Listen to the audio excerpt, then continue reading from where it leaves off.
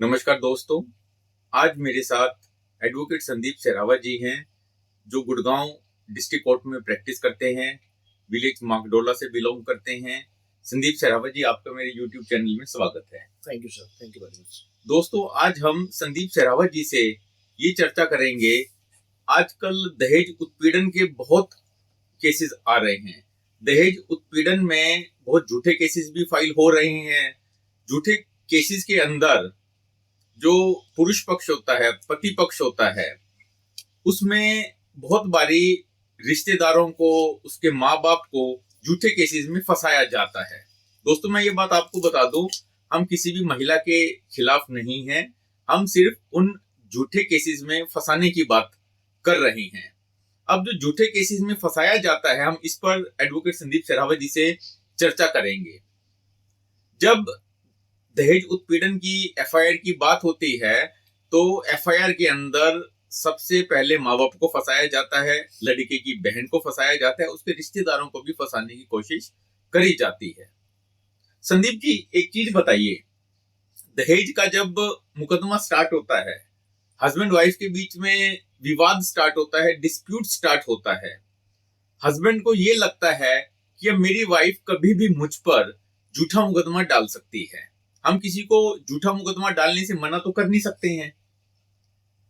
अब जब हम किसी को झूठा मुकदमा डालने से मना नहीं कर सकते हैं, तो जो हस्बैंड है वो अपने माँ बाप को, अपनी बहन को, अपने रिश्तेदारों को दहेज के झूठे मुकदमे से कैसे बचाए?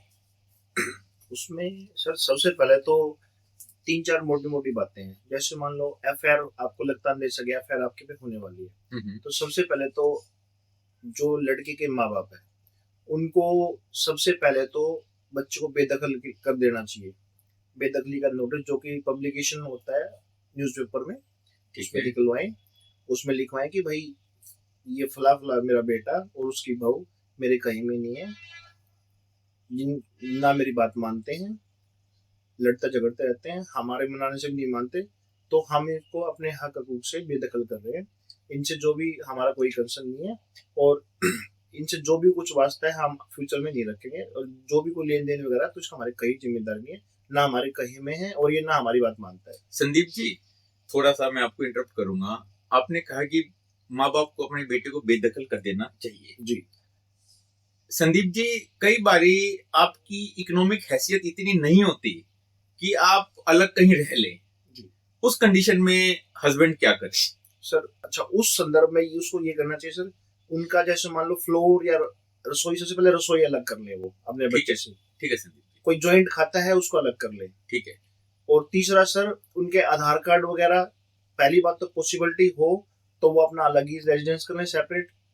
उस सेपरेट रेजिडेंस में अपना अलग से अपना अकाउंट वगैरह जो भी है, जैसे भाई उसको कुछ मंगाना, डेली नीड्स की चीजें हैं, जोमेटो है, स्विगी है, फलाना, कई आजकल काफी चीजें ऑनलाइन चल रही हैं चीजें, तो वो उस एड्रेस पे मंगाएं। वो एक आपके पास एक अच्छा एविडेंस होता है कि भाई हम उसके साथ नहीं रहे, हम अलग से रह रहे हैं। रही बात अगर वो इस कैपेसिटी में नहीं है, जो आपने कहा इकोनॉमिकल फाइनेंशियल स्टेबल नहीं है, तो उसमें उनको अपना अलग से रसोई कर लेनी चाहिए, अलग से वो कर लेना चाहिए, खाते वाते सब अलग होने चाहिए।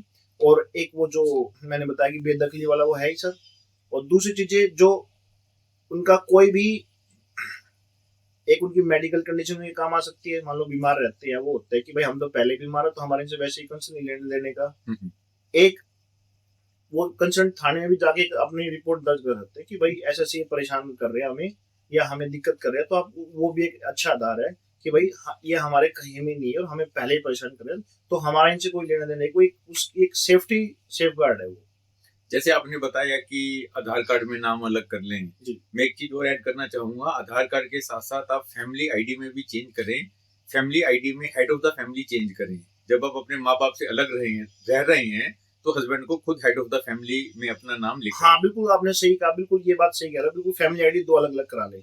मदर फादर को अपनी वाइफ और अपने अलग करा लेना चाहिए, और जो एक लड़का है उसको अपनी फैमिली आईडी, ये भी एक अच्छा आधार है कि they are not living jointly, वो सेपरेट रह रहे, उसका ये एक अच्छा बेस है, ये भी एक काम आ सकता है हमारे इस तरह के केसेस में फंसने से। एक अच्छी रेमेडी हमारे लिए। जब आपकी फाइनेंशियल कंडीशन ठीक है, तो आपको संदीप जी मेरे हिसाब से अलग कहीं मकान किराए पे ले लेना चाहिए। रेंट डीड को रजिस्टर करवाना, चाहिए और उस आईडी पर अपने मोबाइल के बिल्स या जो भी आपका बिल्स उसी एड्रेस पर आने चाहिए। बिल्कुल। और ब्लिंकिट पे या अमेजोन पे कोई ना कोई चीज आप मंगवाते रहने चाहिए, ताकि जब कोर्ट में बात उठे कि आप अपने माँ बाप से अलग रह रहे हैं तो उसका प्रूफ साबित कर सको, जी मेरा तो डेली रूटीन का सामान भी उसी एड्रेस पर आता है कि वहां उस एड्रेस पर कंटिन्यूसली रह रहा हूँ। एक चीज मैं और बताना चाहूंगा आपको, कई बारी ये हम अलग रह तो लेते हैं, कई बारी आपको थाने से कॉल आता है, जी आपके खिलाफ एक सम्मन आया हुआ है, कोर्ट का कोई नोटिस आया हुआ है। आप जो कोर्ट का नोटिस है उस नए एड्रेस पर ही रिसीव करिए, ताकि कल को वो ये ना लिख दें कि हमने तो नोटिस उसको उसके ओरिजिनल घर पे ही, माँ बाप के घर पे ही दिया है। बिल्कुल सही कहा सर आपने, ये भी एक अच्छा एविडेंस है उसके फेवर का। एक स्ट्रॉन्ग वो है कि भाई हाँ भाई हम सेपरेट है और हम सम्मन भी सेपरेट ही रिसीव किया है। ये बिल्कुल सही कह रहा है, अलग से। देखिए संदीप जी के साथ हमने ये डिस्कस किया कि अगर हस्बैंड को ये लगता है कि झूठे मुकदमे में उसके माँ बाप को फंसाया जा सकता है तो माँ बाप को कैसे निकाला जाए। देखिए रेंट एग्रीमेंट बनाने से, अलग रहने से आप किसी को भी झूठा मुकदमा डालने से अपनी पत्नी को नहीं रोक सकते हैं। हाँ, जब पुलिस इन्वेस्टिगेट करेगी तो ये फैक्ट्स आप पुलिस की इन्वेस्टिगेशन में रख सकते हैं। अब आपके सामने ये प्रश्न है कि हम झूठे मुकदमे से कब निकलेंगे।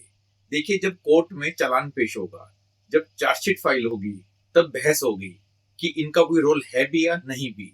तब ये सब जो एविडेंसेस आपने अपने फेवर में किए, ये बातें तब आपके काम में आएंगी, तब आप चार्ज से निकल सकते हैं, कोर्ट चार्ज ड्रॉप कर सकती है। ये बिल्कुल सही कहा सर आपने, लेकिन इसमें एक और बात है, चार्जशीट फ्रेम होगी, इन्वेस्टिगेशन कंप्लीट होगी, उससे पहले भी at the time of filing of FIR जब पुलिस इन्वेस्टिगेट करती है तो उस टाइम पे जब ये चीजें हमारे फेवर की होंगी, separate living, separate kitchen, separate address, तो ये चीज भी हमें उस इन्वेस्टिगेशन से बाहर निकालने में मदद करेगी। हमारे खिलाफ अगर इस तरह के सॉलिड एविडेंस हैं हमारे डिफेंस में तो पुलिस हमें चार्जशीट कर ही नहीं सकती। ये तो हो गया एक बात। सही बात आपने बिल्कुल सही फरमाया कि चार्जशीट कर सकती है, तो हमें कोर्ट में at the time of framing of charge वो भी हमें उस टाइम पे मदद करेगी। दोनों उसमें है। पहली बात तो पुलिस हमें पहले ही निकाल देगी, क्योंकि सुप्रीम कोर्ट ने पीछे क्लियर कट कहा है कई अपने डिसीजन में कि भाई लड़की की गलती के लिए उसके माँ बाप को रिलेटेड उसको घसीटाना चाहिए। जबकि कई हमारी जो महिलाएं हैं, कुछ हो सकता है, मैं ये सभी केस ये नहीं कह सभी फेक है, लेकिन मैक्सिमम चीजें वो उनका बेनिफिट लेने के लिए भी झूठे मुकदमे में सबको फंसा के रख देती है। उनको मकसद ये नहीं कि हमें इनको वो करना है कि हम उसको करें, उनका मतलब बेनिफिट उठाती हैं कि इनको परेशान कैसे किया जाए। तो उसमें दोनों चीजें हैं सर, बिफोर इन्वेस्टिगेशन भी, at the time of investigation भी, और आफ्टर कंप्लीशन ऑफ इन्वेस्टिगेशन, दोनों सूरत में ही बचाव हो सकता है रिलेटिव्स का भी, माँ बाप का भी। जैसे कि वही separate kitchen, separate address, separate चीजें, उसके चक्कर में अगर इकट्ठे रहते हैं वो एक सेपरेट इशू है, उसमें आप अलग ऊपर नीचे फ्लोर पे रह सकते हो, सेपरेट किचन कर सकते हो।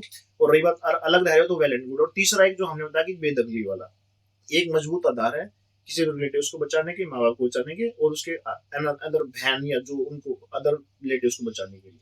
संदीप जी आपका बहुत बहुत धन्यवाद अपने विचार साझा करने के लिए, कि अगर हस्बैंड को ये लगता है इस मुद्दे पर कि वो अपने माँ बाप को, अपने रिश्तेदारों को दहेज के झूठे मुकदमे से कैसे बचाए। आपका बहुत बहुत धन्यवाद Sandeep ji. Thank you sir.